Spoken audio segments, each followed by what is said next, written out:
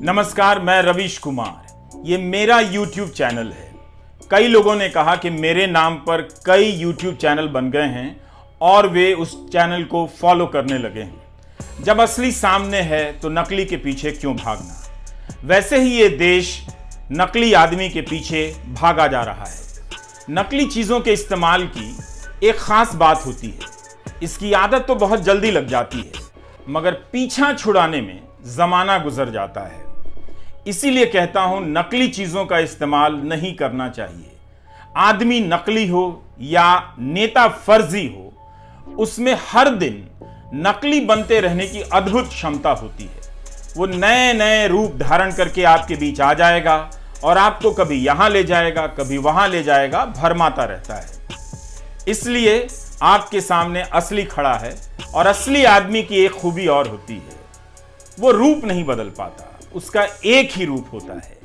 इसलिए जिन लोगों ने भी मेरे नाम पर YouTube चैनल बनाए हैं, उनसे गुजारिश है कि वो बंद कर दें। अब जब बात नकली और फर्जी की उठी गई है, तो इससे जुड़ी एक जानकारी आपको बता देता हूं। उद्योगों की एक संस्था है फिक्की, जो समय समय पर अध्ययन कराती रहती है और प्रकाशित करती रहती है कि नकली चीज़ों के इस्तेमाल से क्या क्या नुकसान हो रहा है। तो इसी तरह का एक अध्ययन 2017-18 या 18 के साल में प्रकाशित हुआ कि मशीनी कलपुर्जे जब नकली रूप में इस्तेमाल किए जाते हैं तो वो भी सड़क दुर्घटना का बड़ा कारण बनते हैं। और नकली चीज़ों के इस्तेमाल के कारण भारत सरकार को करीब या अर्थव्यवस्था को 1.25 लाख करोड़ से ज़्यादा का नुकसान होता है। 16 लाख से ज़्यादा रोजगार प्रभावित होते हैं और सरकार को हजारों करोड़ रुपए के राजस्व का नुकसान होता है। इस तरह की चीजें ज्यादातर 5 बड़े सेक्टरों को प्रभावित करती हैं। एक तो कपड़ा है, दूसरा रेडीमेड गारमेंट है, तीसरा इलेक्ट्रॉनिक साजो सामान है, मशीन और कलपुर्जे हैं, फिर तंबाकू है। तो इन सारी चीजों के बहुत सारे नकली उत्पाद बन जाते हैं और सस्ता खरीदने के चक्कर में लोग और परेशानी मोल लेते हैं। तो इसीलिए ये बात बहुत अहम है कि जो नकली खेल खेल रहा है, किसी के नाम पर चैनल बना रहा है, किसी और प्रोडक्ट के नाम पर नकली प्रोडक्ट बना रहा है, वो ये जानता है कि लोग इसके झांसे में आ सकते हैं। फिक्की का ही एक अध्ययन बताता है, जो मीडिया में छपा भी है, कि जो लोग नकली चीजें खरीदते हैं उनमें से 80% लोगों को यकीन होता है कि वे असली चीजों का इस्तेमाल कर रहे हैं। तो आप मेरे नाम पर बने YouTube चैनल को फॉलो ना करें। कम से कम आप उन 80% लोगों में नहीं हो सकते हैं। मुझे अच्छा नहीं लगेगा।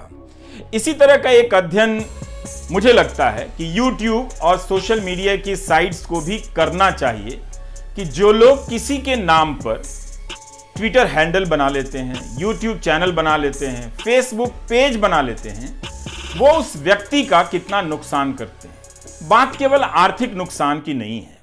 कई बार किसी के नाम से पेज बनाकर लोग झूठी बातें फैलाते हैं, अश्लील चीज़ें पोस्ट कर देते हैं, ज़्यादा भ्रामक चीज़ें फैलती हैं तो लोग और परेशान होते हैं।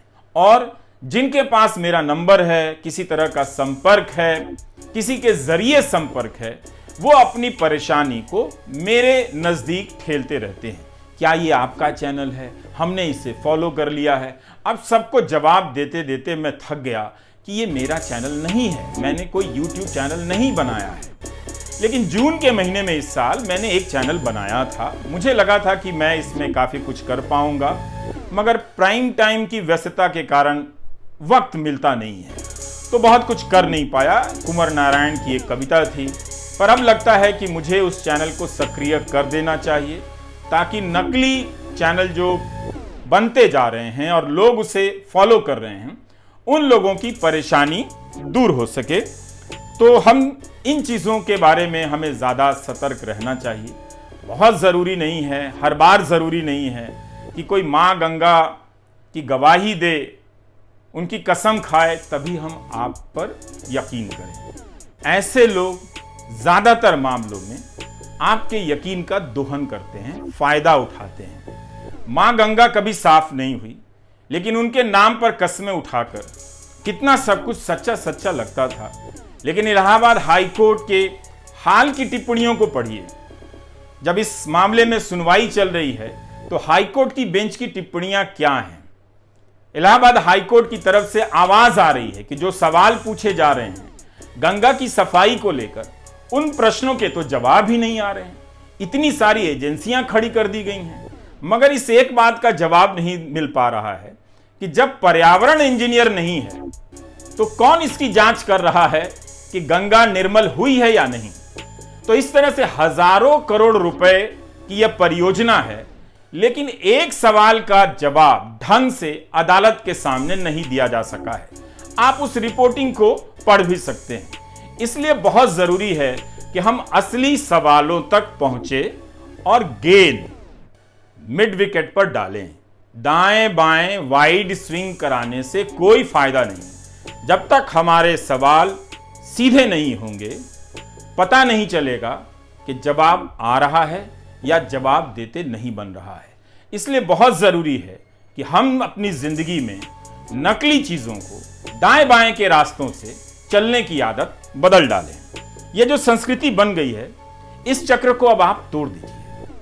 इसी से नया रास्ता निकलेगा और इसी से आपको अपने हुनर पर यकीन पैदा होगा कि आपके भीतर जो कुछ भी है, आप उससे लंबा रास्ता चल सकते हैं और आपके भीतर बहुत कुछ है।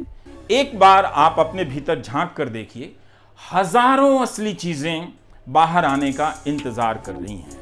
आप बस उस नकलीपन के चक्र से बाहर आ जाइए। नकली नेताओं के पीछे चलना बंद कर दीजिए। मेरे सवालों के साथ, और जो सवाल सरकार के सामने दूसरे पत्रकार भी उठा रहे हैं, उन सवालों के साथ चलना शुरू कीजिए। तब आपको पता चलेगा कि नकली नेताओं ने आपके भीतर असली देखने की क्षमता कितनी कम कर दी है, रास्ते कितने बंद कर दिए हैं।